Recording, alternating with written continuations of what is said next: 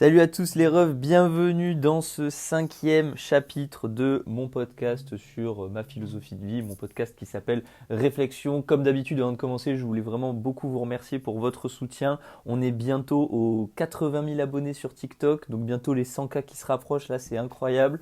Sur Spotify, ça continue de grimper, on est allé jusqu'au top 122 des podcasts les plus écoutés en France, donc c'est absolument merveilleux, vous êtes géniaux. Et donc aujourd'hui, je vous retrouve dans ce nouvel épisode pour parler de quelque chose que vous m'avez énormément demandé, c'est comment est-ce qu'on fait pour appliquer une philosophie de vie dans la vraie vie en fait. Et oui, en vrai, c'est quelque chose de normal quand on me pose cette question. C'est vrai qu'il y a beaucoup de gens qui me font la réflexion sur mes TikTok, à savoir, bon bah ouais, tes réflexions, tes métaphores, c'est bien joli, voilà, on rigole bien, on s'amuse bien, ça fait réfléchir, mais au final, dans la vraie vie, ça m'aide pas. Dans la vraie vie, bah, c'est toujours pareil. Dans la vraie vie, je suis toujours triste. Dans la vraie vie, tout est nul, tout va pas bien, et j'arrive pas à m'en sortir. Mais je vais vous prouver aujourd'hui, enfin je vais essayer de vous prouver et surtout de vous apprendre comment est-ce que moi, la philosophie, ça m'a vraiment aidé dans la vraie vie et pas juste avec deux, trois réflexions un peu perdues par-ci par-là en fait. Je vais essayer de vraiment vous montrer que c'est pas juste des mots sur internet, que c'est pas juste des métaphores dans le vide, que c'est des trucs qui peuvent vraiment avoir du sens et qui peuvent vraiment nous aider à devenir quelqu'un de meilleur, mais surtout à nous faire sentir mieux dans notre vie, à nous faire nous sentir mieux sur Terre. Bon, du coup, ce podcast, il va se dérouler en 3 parties, ce qui sont pour moi les 3 grandes étapes de l'application de la philosophie, à savoir première étape, apprendre, deuxième étape, comprendre, troisième étape, utiliser. Et en effet, si la troisième étape peut sembler la seule qui vous importe, je vous conseille vraiment d'écouter les 2 premières parce que sans les 2 premières, la troisième, elle est super dure à faire en fait. Donc aujourd'hui, du coup, il n'y aura pas de grands principes, il n'y aura pas de grandes nouvelles métaphores, ça va vraiment être des choses beaucoup plus concrètes et beaucoup plus appliquées dans la vraie vie. Vraiment pour le coup des vrais conseils de vie comme si je faisais un TED Talk, même si bon, je déteste ça, mais bref, ça ne concerne que moi. Allez, du coup, on est parti. On va commencer donc par la première partie qui pour moi est ma préférée et en tout cas qui est, je pense, la plus importante, c'est l'apprentissage de la philosophie. C'est-à-dire qu'en fait, pour utiliser la philosophie, il faut d'abord la comprendre et l'apprendre dans son intégralité. Et c'est ça l'étape pour moi la plus importante et c'est surtout celle qui est la plus plaisante entre guillemets parce que là on n'a rien à faire à part juste observer et apprendre en fait. Donc comment est-ce qu'on fait pour apprendre de la philosophie? Bon bah ça si vous faites des études de philo je ne vais pas vous apprendre grand chose mais si vous en faites pas, bah il faut en lire. Voilà, c'est la chose la plus bête du monde. Il faut lire de la philosophie. Donc ça peut être de la philosophie plus ou moins complexe. Et d'ailleurs la philosophie, il y a aussi à prendre en compte qu'il y a différents moyens d'en consommer, hein. Vous avez maintenant de super podcasts sur Internet qui en parlent très bien.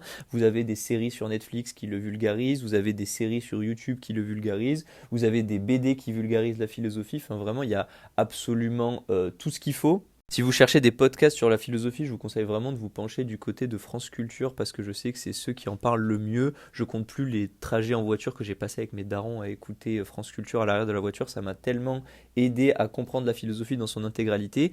Et d'ailleurs, la philosophie, ne vous arrêtez pas qu'à celle qui vous intéresse. Là, par exemple, on parlait beaucoup du stoïcisme ou de l'absurdisme. Vous pouvez tout à fait élargir votre champ de philosophie sur des philosophies qui, au premier abord, vous intéressent pas, mais qui sont aussi très intéressantes. Donc, l'existentialisme, le nihilisme, tout ça quoi. Moi je précise que je fais pas des études de philosophie, donc je vais pas être du meilleur conseil pour conseiller dans la philosophie en général. Par contre pour le stoïcisme, je peux vous conseiller les livres qui moi m'ont le plus aidé, et c'est d'ailleurs ce que je vais faire de suite. Donc moi vraiment, je dirais que les 3 piliers qui m'ont construit l'idée stoïcienne que j'utilise maintenant depuis un an, les 3 livres qui m'ont vraiment construit là-dessus, c'est Les Pensées pour moi-même de Marc Aurèle, qui est un recueil de plusieurs pensées découpées en plusieurs livres que Marc Aurèle avait pendant toute sa vie. C'était un peu son journal intime. C'est vraiment passionnant parce que on a un empereur romain très modeste, très humble, qui arrive à raconter ses visions philosophiques sur le monde, lui qui a vécu tant de choses, parce que c'était un empereur romain en l'occurrence. Ensuite, on a La constance du sage de Sénèque et La vie heureuse de Sénèque. Alors, les deux, c'est de Sénèque. Sénèque, c'est un auteur que j'aime énormément parce que c'est vraiment celui qui parle pour moi le plus facilement. C'est vraiment, il a le langage qui se rapproche le plus de celui qu'on utilise aujourd'hui. C'est vraiment le plus facile à comprendre. J'ai vraiment commencé le stoïcisme, en tout cas à lire du stoïcisme en lecture via La vie heureuse de Sénèque. C'était vraiment passionnant. Maintenant, Sénèque, c'est aussi un auteur qui a beaucoup de paradoxes en lui, c'est-à-dire que par exemple, c'est un stoïcien qui va beaucoup prêcher le fait de ne pas s'attacher aux possessions matérielles, mais si on se renseigne un peu, on a appris que c'était l'homme le plus riche de son époque. Donc c'est facile à dire pour quelqu'un de très très riche qu'il faut se détacher des possessions matérielles. Et voilà, Sénèque, il a aussi d'autres problèmes, et d'ailleurs aussi comme Marc Aurèle, mais ça on y reviendra en deuxième partie quand je vous dirai comment est-ce qu'on fait pour comprendre la philosophie qu'on lit en fait.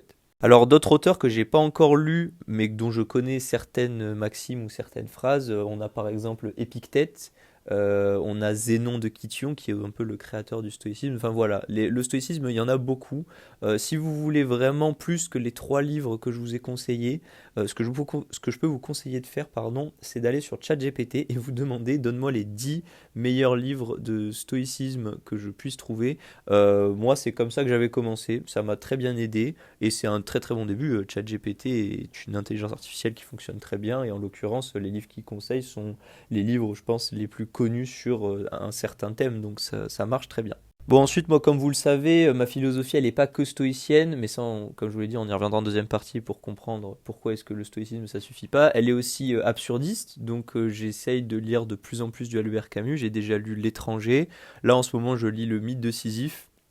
D'ailleurs, le mythe de Sisyphe, je vous le recommande très fortement si vous voulez mieux comprendre la philosophie absurdiste. Alors après, c'est vraiment, moi je trouve, de ce que j'ai lu dans ma vie, vraiment, le mythe de Sisyphe, c'est parmi les plus compliqués, parce que Albert Camus parle de manière super bien, mais trop bien en fait pour le commun des mortels.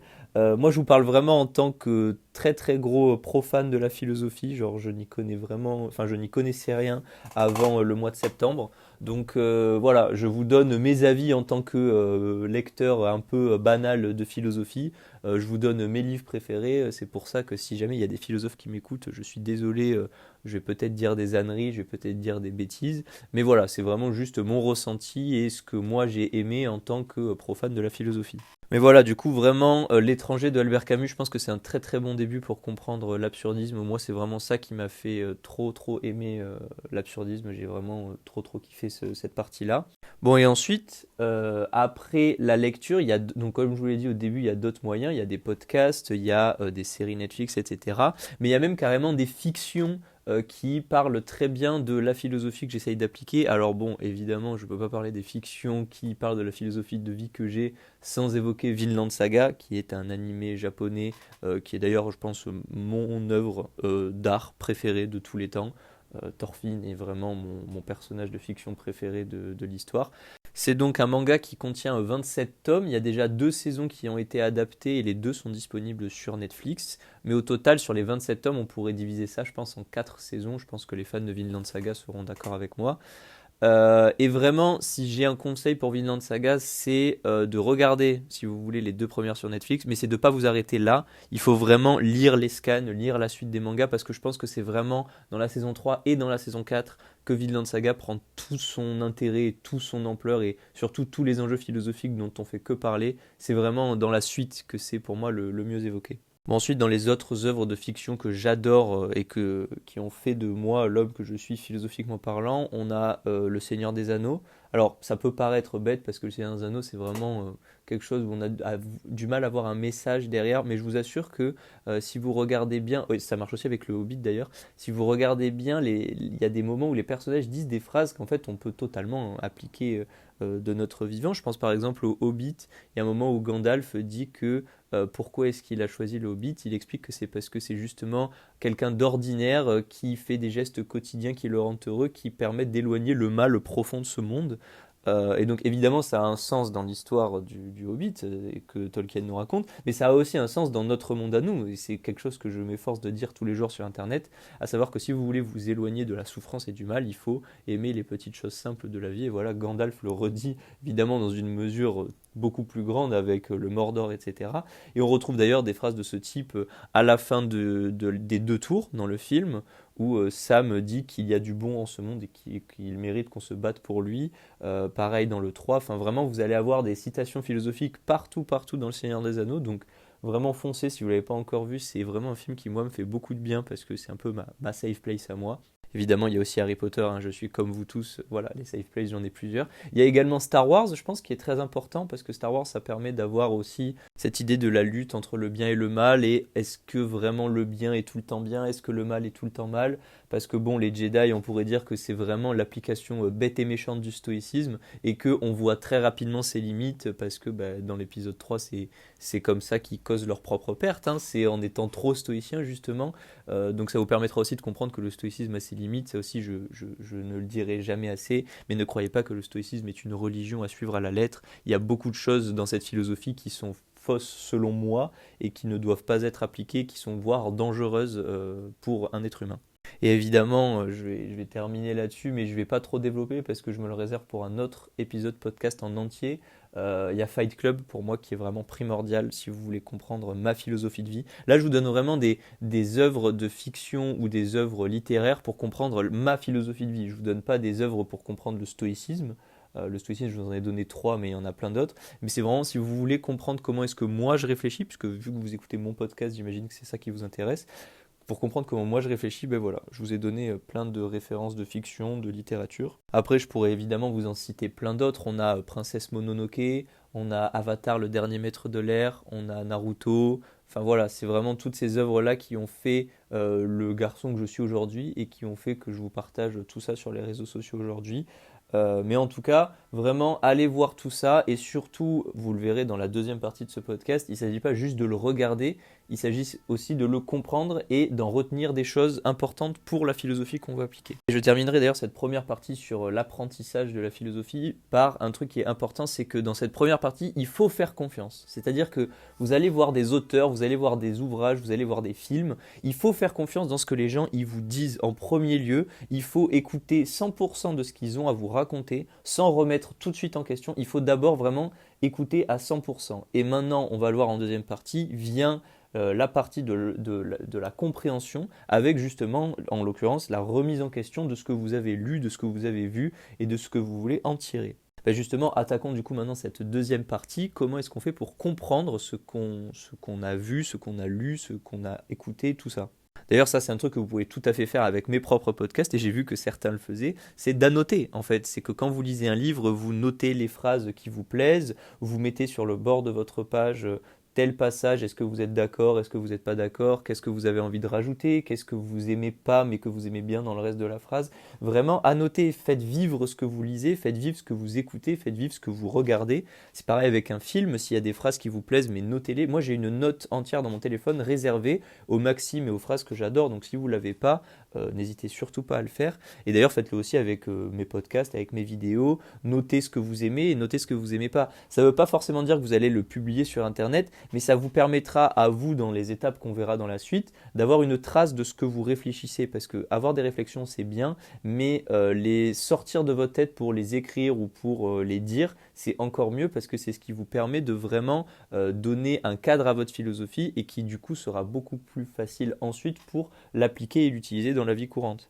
Donc évidemment, on va aussi chercher à analyser ce qu'on lit, à réfléchir dessus, c'est-à-dire quand vous regardez un film, ne vous dites pas, enfin si vous regardez en tout cas un film et que ça a pour but d'être un film philosophique qui doit vous apprendre des choses, ne restez pas devant le film à juste regarder le film comme si de rien n'était, essayez vraiment d'analyser et après le film de réfléchir sur qu'est-ce que le film vous a transmis, qu'est-ce qu'il vous a appris et qu'est-ce que vous voulez en garder. Là, c'est justement maintenant que le truc que je vous ai dit juste avant, à savoir de faire confiance dans les auteurs que vous lisez ou que vous regardez, là maintenant il ne faut plus faire confiance. Maintenant il faut considérer que les auteurs sont au même niveau de réflexion que vous et que vous voulez tout simplement réfléchir avec eux. Ça ne veut pas forcément dire les contredire, mais ça veut dire ne plus prendre tout ce qu'ils disent pour vérité. C'est-à-dire essayer de vraiment remettre en question tout ce qui est dit et que l'auteur soit vraiment un petit TikToker comme moi ou le grand Albert Camus ou le grand Sénèque. Il faut remettre en question, n'hésitez pas. Moi, il y a plein de fois où dans mon livre sur les pensées pour moi-même de Marc Aurèle, il y a écrit je suis pas d'accord avec telle section, j'aime pas ça, c'est totalement faux, c'est n'importe quoi. Enfin, vraiment, j'hésite pas. De toute façon, Marc Aurèle, il le verra jamais. Le seul but pour moi, c'est de mieux comprendre ce que je lis et surtout de mieux l'analyser.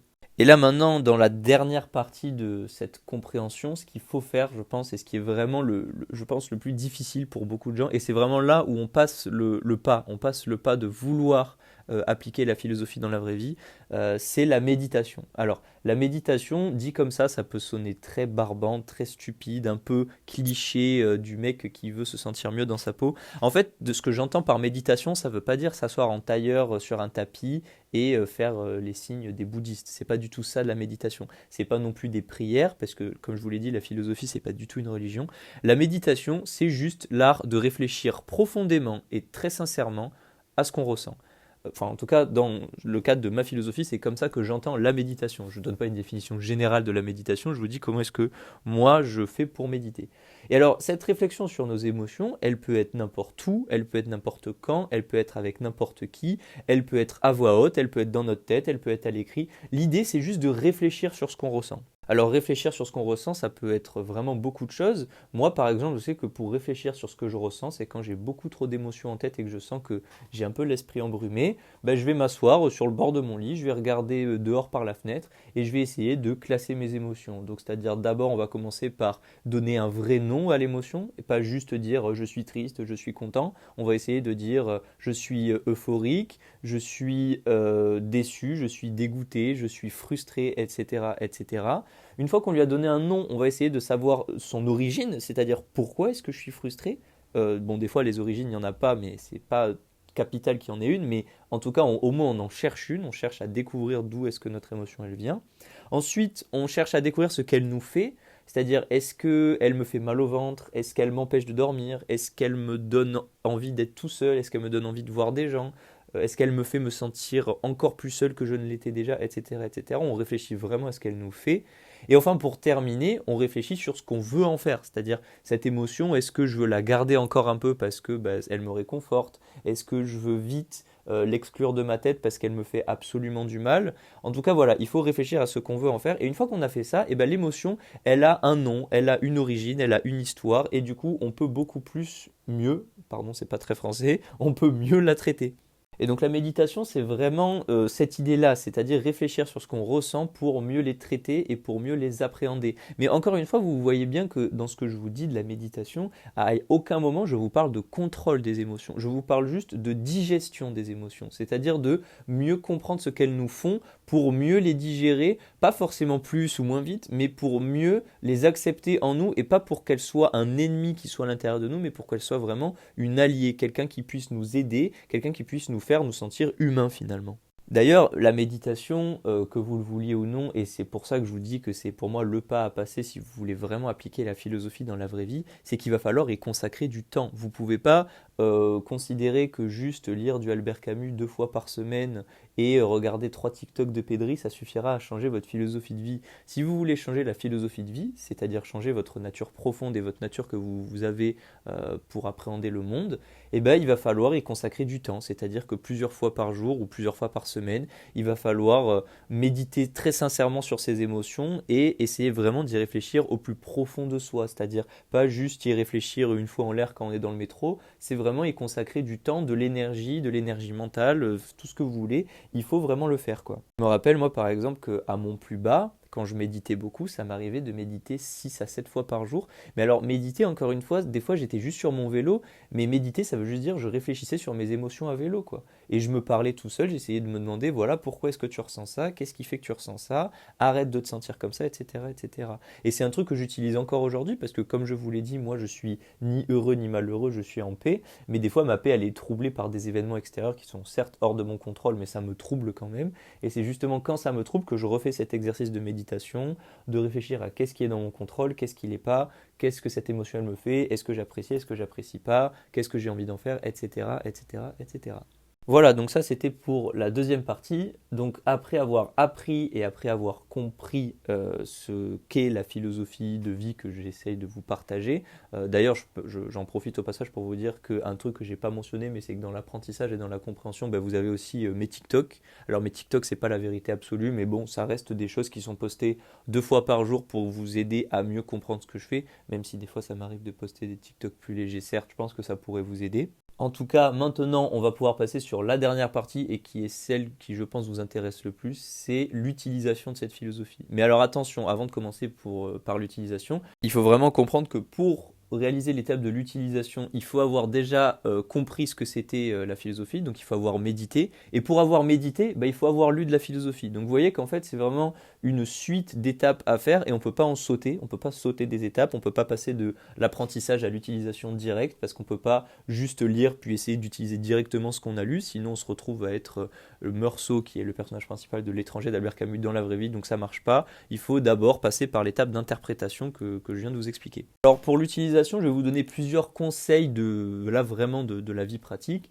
Je pense que le premier qui pour moi est le plus important, c'est de prendre du recul quand vous avez une interaction avec un autre être humain. Alors ça peut paraître un peu bête et un peu facile à dire comme ça, mais prendre du recul, c'est absolument capital. En fait, prendre du recul, qu'est-ce que ça veut dire? Prendre du recul pour moi, ça veut dire vraiment faire comme si vous étiez tout simplement filmé en fait, comme s'il y avait une caméra qui filmait la conversation que vous avez avec quelqu'un. C'est-à-dire que quand vous avez une conversation avec un être humain, il faut garder à l'esprit que non, vous n'êtes pas tout seul dans la conversation, non, il y a quelqu'un d'autre qui vous écoute et il y a quelqu'un d'autre qui a envie de parler. Et ça, il faut non seulement le respecter par politesse basique des êtres humains, mais il faut surtout le respecter pour vous-même, même en oubliant la politesse et le respect, c'est quelque chose qui devrait vous aider à vous sentir mieux, à écouter les autres et à être empathique, c'est quelque chose qui doit vous aider à aller mieux dans le cadre de la philosophie, en tout cas que je vous partage. Donc vraiment prendre du recul sur les conversations que vous avez, c'est capital, c'est-à-dire dites-vous que la conversation c'est pas tu me parles, je te réponds, je te parle, tu me réponds, c'est on fait tous les deux avancer la conversation vers quelque chose de mieux.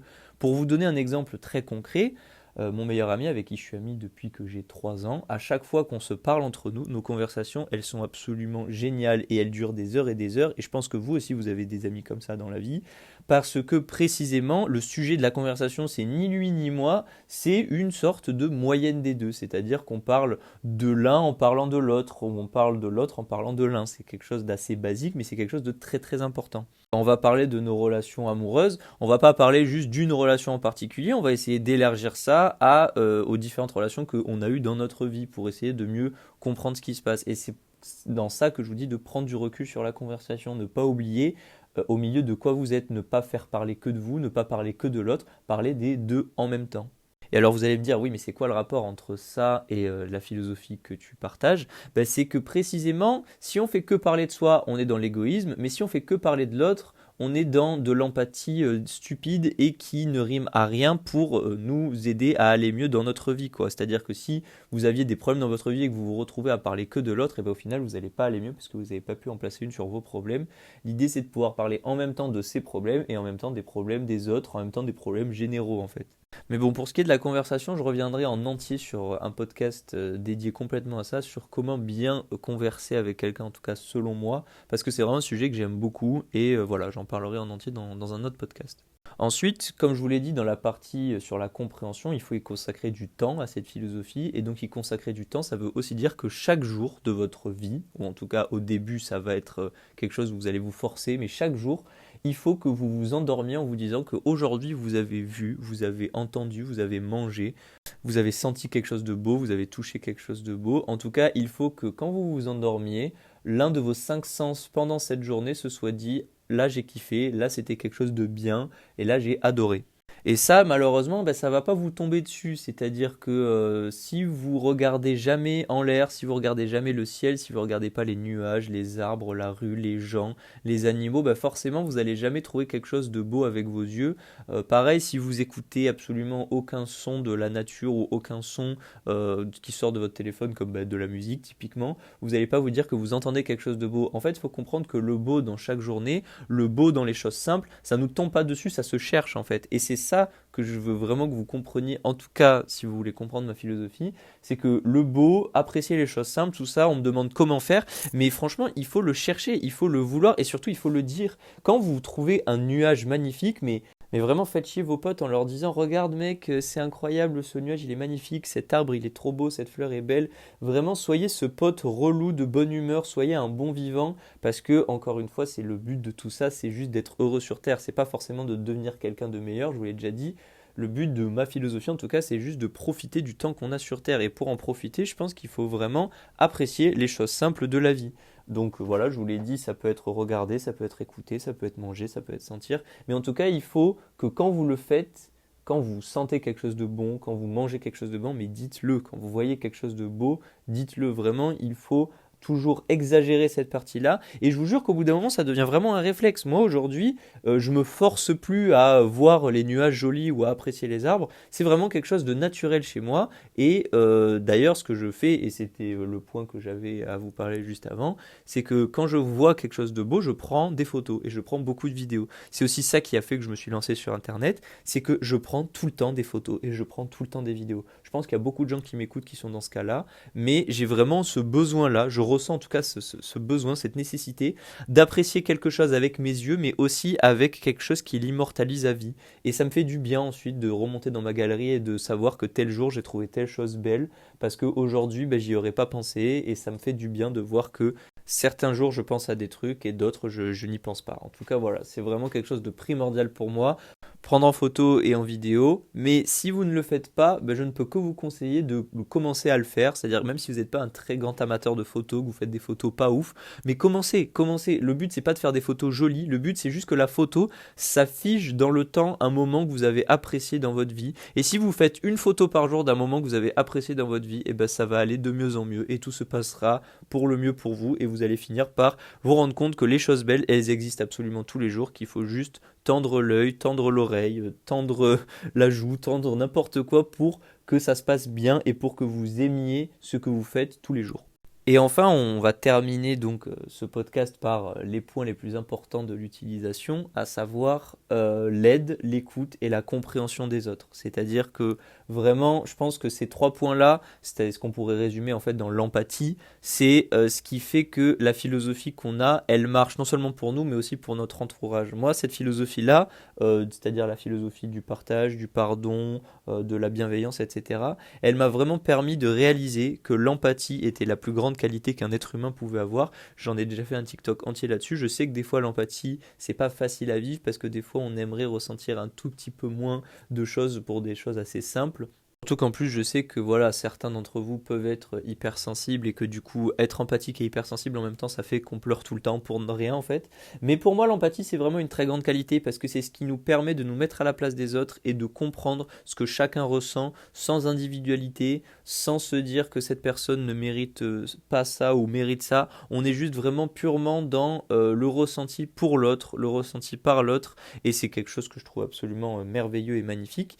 Et je vous invite très sincèrement à vous y essayer, c'est-à-dire que si vous n'êtes pas quelqu'un d'empathique de base, je pense sincèrement qu'on peut le devenir empathique, c'est pas un don qu'on a à la naissance, c'est quelque chose qu'on peut acquérir au fur et à mesure du temps. Là encore une fois, il suffit juste de le vouloir, c'est-à-dire que il faut que lors de votre prochaine conversation avec votre ami, vous essayez de ne pas vous mettre en avant, mais de le mettre en avant ou de mettre en avant vous deux en même temps, comme je vous l'ai expliqué précédemment. C'est quelque chose qui est assez difficile, mais essayez vraiment de vous interroger sur voilà, comment est-ce que je fais pour discuter avec les autres, est-ce que je parle trop de moi, peut-être poser la question à vos amis aussi, ça pourra faire mal au début s'ils vous le disent, mais c'est quelque chose qu'on peut changer, je vous le répète et je vous le répète, c'est pas parce que quelqu'un vous dit ouais tu fais que parler de toi que vous êtes condamné à ne faire que parler de vous toute votre vie. Si vous le voulez vraiment et si c'est quelque chose que vous désirez du plus profond de votre cœur, vous pourrez finir par ne plus parler que de vous et parler aussi des autres, et c'est ça pour moi l'empathie, et c'est vraiment une qualité primordiale et c'est une des qualités qui permet d'appliquer la philosophie que je vous explique en tout cas ou que j'essaye de développer avec vous dans la vraie vie. Voilà, l'empathie, l'écoute, la compréhension, c'est exactement comme ça je pense qu'on peut le mieux appliquer la philosophie de la bienveillance. Bon voilà, ce podcast est bien trop long pour aujourd'hui, on est déjà à 28 minutes, merci énormément de m'avoir écouté, ça me fait trop plaisir si vous êtes arrivé jusque là. On en est déjà à l'épisode 6, du coup au chapitre 5, parce que vous saviez qu'il y avait un chapitre 0. Pour vous donner un petit peu mes actus, écoutez, moi je suis rentré en France, là ça y est, je suis officiellement de retour à Paris. Là maintenant je vais attaquer mon 2e semestre de mon master avec des matières que je vous dévoilerai une fois que je les aurai. Ça m'a fait vraiment trop plaisir d'enregistrer cet épisode. On se retrouve bientôt pour des nouveaux lives parce que voilà, maintenant je vais pouvoir avoir un peu plus de temps pour live maintenant que je suis de retour mais que je suis un peu en vacances. Je vous fais à tous des très très gros bisous, merci énormément pour votre soutien, ça me fait trop plaisir. C'était Pedri et on s'attrape sur TikTok. Ciao ciao les refs.